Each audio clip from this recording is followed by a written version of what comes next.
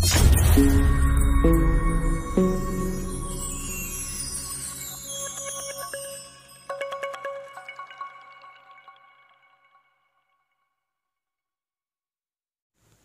عليكم ورحمة الله وبركاته. أهلا بيكم في درس جديد من كورس الكلمات، ولسه مستمرين مع بعض في ليفل B2، المستوى الرابع B2. لو أنت مهتم بدراسة الإنجليش فوكابلري في مستويات متقدمة Advanced Levels، لو أنت مهتم بدراسة الآيلتس أو التوفل، يبقى لازم تتابع الكورس ده. إن شاء الله النهاردة بنتعرف على مجموعة من الكلمات. زي ما تعودنا بنتعلم النطق الصحيح للكلمة، بناخد definition تعريف للكلمة دي، وكمان examples أمثلة بتوضح لنا إزاي نستخدم الكلمة دي في جملة.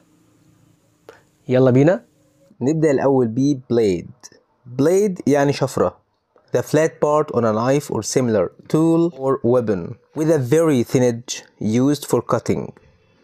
يعني الجزء المسطح من سكين أو أداة أو سلاح مشابه ذو حافة رقيقة جدا تستخدم في القطع. ده معنى blade.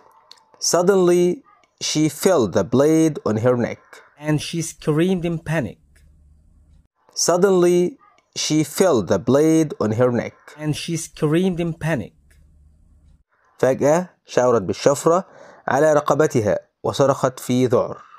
نيجي بعد كده ليه كربون. كربون يعني كربون.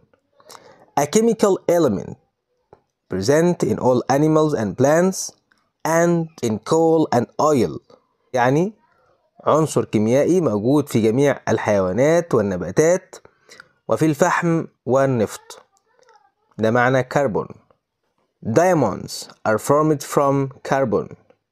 Diamonds are formed from carbon. يتكون الماس من الكربون. ده معنى كربون. بعد كده كلمة dead. dead احنا عارفينها انها بتيجي بمعنى ميت، ولكن هنا معناها معطل. انها لما بتيجي مع ال devices او الاكويبمنت المعدات بتبقى معنى معطل، متوقف عن العمل. معطل لا يعمل، متوقف عن العمل. If a piece of equipment is dead, it is not working. إذا كانت إحدى المعدات متوقفة عن العمل فهي لا تعمل، معناها معطلة. The phone suddenly went dead. The phone suddenly went dead. توقف الهاتف فجأة. فهنا الهاتف توقف عن العمل فجأة، يعني ممكن تكون البطارية نفذت، البطارية خلصت. بعد كده blame. blame يعني يلوم. لما بتلوم شخص بتلوم نفسك، ده blame.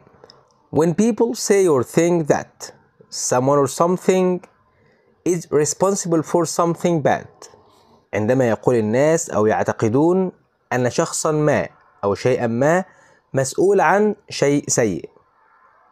عندما يقول الناس أو يعتقدون أن شخصا ما أو شيئا ما مسؤول عن شيء سيء. She thought I would blame her, so she decided to write me a letter. She thought I would blame her, so she decided to write me a letter. اعتقدت أنني سألومها، لذلك قررت أن تكتب رسالة. هنا blame يعني يلوم. بعد كده عندنا كربون دايوكسيد. كربون دايوكسيد ثاني أكسيد الكربون. The gas formed when carbon is burned or when people or animals breathe out. يعني الغاز الذي يتكون عند احتراق الكربون أو عندما يتنفس الناس أو الحيوانات. فالإنسان أو الحيوان لما بيتنفس بينتج ثاني أكسيد الكربون. The increased use of natural gas will help reduce carbon dioxide emissions.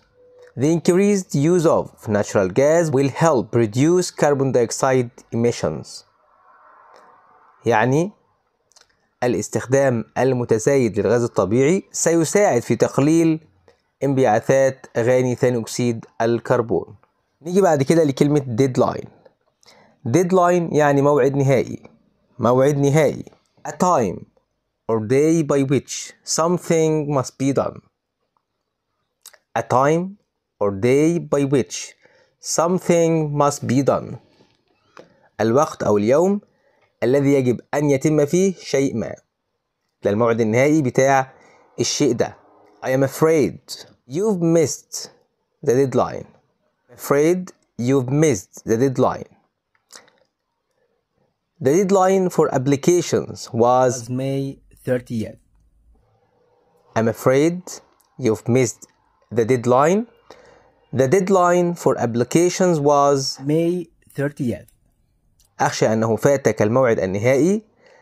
كان الموعد النهائي لتقديم الطلبات هو 30 من مايو. كده النهاردة اتعلمنا مجموعة من الكلمات، ازاي ننطق الكلمة بشكل سليم، التعريف بتاع كل كلمة، وده ما شفنا مع بعض ان في كلمة لها اكتر من معنى.